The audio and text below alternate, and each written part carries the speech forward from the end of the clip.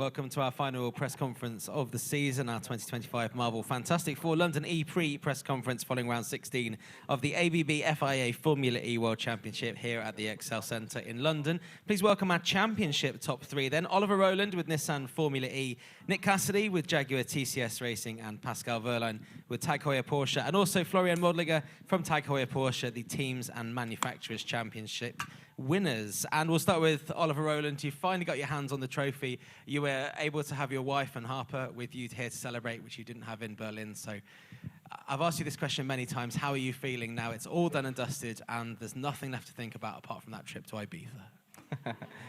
Yeah, I'm still pretty annoyed about the race, to be honest. I thought I did a really good job up until about lap 12, 13. And then, yeah, obviously the end result wasn't great in the race, so I'm a bit disappointed with myself. But in the grand scheme of things, the championships won over 16 races, so we did a great job. Is it 16? Yeah, I should check. But yeah, we did a great job. I think we were consistent throughout the season. We were able to perform at our best when we were capable of winning, and that's what's important. And yeah, obviously very happy to share the podium with my family, and looking forward to a little bit of time off. Obviously a disappointing end to the season for the team. What is the feeling in the garage right now? Because you were in it for all three and you only came away with one in the end. Yeah, of course, I think everybody's a bit disappointed, but I think we have to realize the journey we've been on. You know, when I joined back, we finished 9th or 10th in the Constructors or Teams Championship. And we've come on this journey where, you know, last year I finished 4th in the drivers and we were 4th in the teams. This year, 1st in the drivers, 3rd in the teams. Of course, this track didn't seem to suit us for performance. We improved a lot today.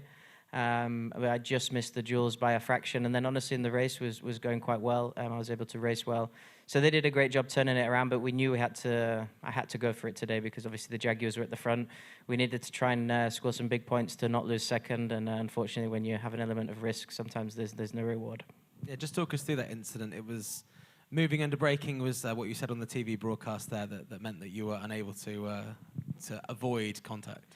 Yeah, I mean, we were obviously braking for turn 1. He pushed me towards the inside under braking. I locked up, went deep, and then as I tried to rejoin, he took the line. And honestly, I didn't even see him until it was too late, so I had no chance to react. So, yeah, we'll see what the stewards say afterwards. How glad are you that you returned to Nissan? Because it feels like you and the team have a real bond, and you feel, I would say, at home in this team. Yeah, you know, 2 years ago I was in a pretty tough place in my life and racing career, but I managed to come back to a place that I knew from my early years in Formula E, and yeah, they've given me all the tools, they've supported me really well. I've managed to, you know, last year I think the development testing for this year's car really helped me understand what was going on, make some small adjustments in terms of to suit my style. And I think they've done a really great job. So it's a really nice story, actually. We've got a lot of tough competitors here in all these great teams. So, yeah, I'm proud of what we've achieved, but hopefully this is just the beginning. And since you won the championship, who's reached out to you that maybe you didn't expect to hear from? Because it's been a long journey. It's been 10 years since you won a championship with Formula Renault, and I imagine people have popped up out of nowhere. Yeah, I mean, after Berlin, I had hundreds of messages. It took me. In fact, I didn't want to go through them for the first 2 or 3 days. I kind of took my time and went through them and made sure that I responded to everyone properly. So, yeah, it was lots of people. I don't want to single anyone out in particular, but yeah, it was nice for friends, family, people that I haven't seen for years and years to congratulate me, and that was really, really nice. Finally, I think a lot of people will be tracking the 8:30 flight from, is it Gatwick? Yeah. Gatwick to Ibiza tomorrow. I've been looking at what's on in Ibiza this week. Calvin Harris at Ushuaia on Tuesday night. Would that be on the cards? We were considering that, yeah. Yeah. Good. Yeah. Any other plans while you're in Ibiza? Not that people. I mean, we have dinner and a club detail. up tomorrow night, and then a boat day on Tuesday, so it should be nice. Excellent. Well, you've deserved it, and everyone at Nissan will have a great time, I'm sure. Yeah. Our champion this year, Oliver Rowland with Nissan Formula E. Moving on to Nick Cassidy. Yesterday, I asked you which of your wins for Jaguar TCS Racing was your favourite win. You said yesterday's win. Would you like me to ask you the question again? Difficult to answer. You know, today was probably I feel like my most dominant or biggest win in Formula E that I've had. I could be up on energy leading the race, which around here I wasn't expecting. Even though it is a tight, small circuit, there is an advantage to be second, third, and looking at last year's races and I think, you know, as an example, the race one last year that Pascal won was really impressive from I think second or third on the grid, being up on energy and making the pace. And that was kind of my fear for today, that the guys starting second, third would be able to do that on me. But my car really was super, and I was able to control it quite well. So it's probably the most relaxed I've been in a racing car in a long time. I felt very good with it, and yeah, the race went perfectly. That's obviously 4 wins from 6 races to end your season, 5 wins from the last 6 races for Jaguar. Obviously, you step away from the team now. What are your emotions? Because I mean, I don't want to use the term roller coaster, but I can't think of a better word. It's been a roller coaster of a season. You know, you were down in, I think 18th with 10 points after 6 races, and now you're 28 points behind Oliver Rowland finishing the season, which is super impressive. No, cheers. I mean, yeah, it's definitely a roller coaster. I've been very open when talking about performance. But as a driver, you've got to look at yourself as well. So, of course, there are races that I can do a better job. Maybe we didn't have the performance, but there were sometimes some points on the table that we didn't take. For me, the story of the season is that Oliver's been dominant, and it's nothing about the start of my season.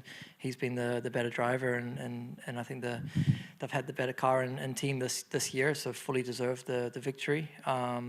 Also, I must say, Pascal and Porsche's pace this year has been really impressive, and we've been able to secure great results in these last few races that have brought us back in the championship. But on pure performance across the season, we for sure had a lot of work to do, and we weren't as good as the 2 guys next to us. So I think we can be proud of at least how we executed the second half of the season. We saw some great teamwork in qualifying from Mitch to give you the best chance of getting that pole position and 3 points. I was interested to know whether at any point you were thinking in the race missing out on those 3 points would make the difference between not finishing second and third. I must say I was surprised to have that situation in qualifying. It wasn't spoken about before qualifying. It was only when Pascal was knocked out of the duels that we looked at the first duel lap times and thought, okay, that pole could be possible for me. I wasn't as fast on one lap today. I went backwards a little bit today. I didn't actually change the car. I feel like I probably should have for the different conditions, and wasn't as comfortable, wasn't as quick on one lap. And then, yeah, between Mitch and the team, they supported me. I actually felt really disappointed that the last 2 duels laps were probably the worst duels laps I've done in this building. I had a lot of confidence, and I just didn't drive well enough. So I felt bad for the team, considering they put me forward to try get those 3 points, but tried to do my best to make it up for them in the race. And I mean, Mitch and I, we finished 1-2 on track. I was always trying to support him and keep him second behind me. Not easy with these animals down his neck, but yeah, unfortunately, it didn't quite work out for him. I think we all heard a lot of Mitch on the team radio on the broadcast. How aware of what he was saying to the team were you while he was feeling frustrated that he maybe wasn't allowed to go past you and try and make up the 5-second penalty he got? He was definitely allowed to go past me. That was clear. But it's a bit hard to go past me when I'm 13 seconds up the road. The big thing is that there was not a single message to me, which was a bit disappointing, I guess. I, of course, would do anything. It was pretty obvious through the race. I was doing my best to keep him in second, but I was not given any information. Finally, a word on James Barclay. He also departs the team after this incredibly successful run as the team principal of Jaguar TCS Racing. You've shared, 32 races together? How influential has he been on your success? Well, being very influential in bringing me to the team. I obviously drove for Envision, a customer of Jaguar TCS Racing, and they have all the data of Envision. We run the more or less an open book with them. They have quite a bit of information, actually, every single detail of what we have. But when I was in that environment, it allowed me to perform in season 9 and them to see what I was doing. And so I'm just thankful that he could, offer me the opportunity to drive for the team, and that's put me in a position in the last 2 years where I can show what I can do, and so I've got to be very thankful for that. bigger than that, though, is that he's been a massive pillar for this team for 11 seasons, and I'm only 2. So the role that he's played to have Jaguar as a brand in this championship for such a long time is huge. He will be absolutely missed. He'll be absolutely very successful in the future with his new role. And a lot of what he's implemented will continue on the team. Well, plenty of celebrations ahead. Congratulations again. You've absolutely dominated here in London, and you did say it was your favourite track, and I think it can continue to be. And hopefully it's erased a few of the memories of last year, as we discussed yesterday. Pascal, moving on to you. Since the Drivers' Championship was off the table, you told me very openly in this press conference that it was all about the teams and the Manufacturers' Championship. So as much as you may have missed out on second place in the Drivers' Championship, job done for you, Florian, and the rest of the team? Yeah, if I'm honest, I would have preferred to be 4th. There's some benefits at the end of the year. Can't tell what I mean, but it is what it is. Well, the target was to win the teams and manufacturer championship, and we have achieved that. And honestly, finishing 2nd or 3rd doesn't change the world to me. So, yeah, big congratulations to the team. They worked really hard, and the last 2 years we've won everything there is to win, and yeah, everyone can be super happy. We obviously know how Ollie will be celebrating with the team. Can you enlighten us as to how Tag Heuer Porsche and yourself may be celebrating as a team, both maybe tonight or in the next few days or so? Are you going to watch Calvin Harris in Ushuaia on Tuesday night? Well, the thing is, London is going to run out of beers tonight, so my team really likes a good beer in the evening. So yeah, we need to get everything we can. And then I'm actually busy on Tuesday and Wednesday. And then I'm just looking forward to time off. I will switch off my phone, so Florian, don't try to call me or try to reach me. I will find you. I'm not available until end of August, end of September. Still nothing, end of October. I have a feeling Florian may be in no state to call you in the next couple of days. Florian, I'll bring you into this conversation as a whole. A huge achievement, the first team's championship for Tag Heuer Porsche, and also the first ever manufacturers champions. How do you feel? How proud are you of the team and the performance you put in this season? Yeah, first of all, a really great achievement to bring the Manufacturers World Championship title, the first one in Formula E. It's an official World Championship since this year. And the team's title back home to Vlacht, Weissach, for Porsche. I think we can all be really proud of what we achieved. And it was a long journey when you see how we evolved in the last years. When I think back, season 8, we finished P7. Then in season 9, P4. Last year, P2. And this year in the teams taking the World Championship title. Was hard work, a lot of effort, a big journey. But I think we will only realize it later. We enjoy the moment, but what we achieved, is amazing. And I'm grateful, thankful to be part of this team.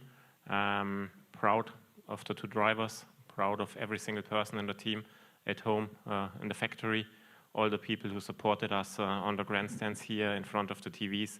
A lot of support, and yeah, a big thank you.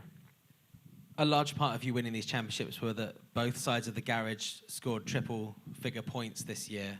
How important was it for you that everyone was working harmoniously? Very important.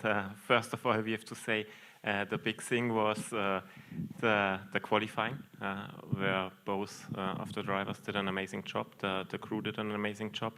I think with 20 duels participations, no team was close to us. From the dual participations, it's Antonio, Pascal, and Ollie, the top 3, which was the baseline of the success.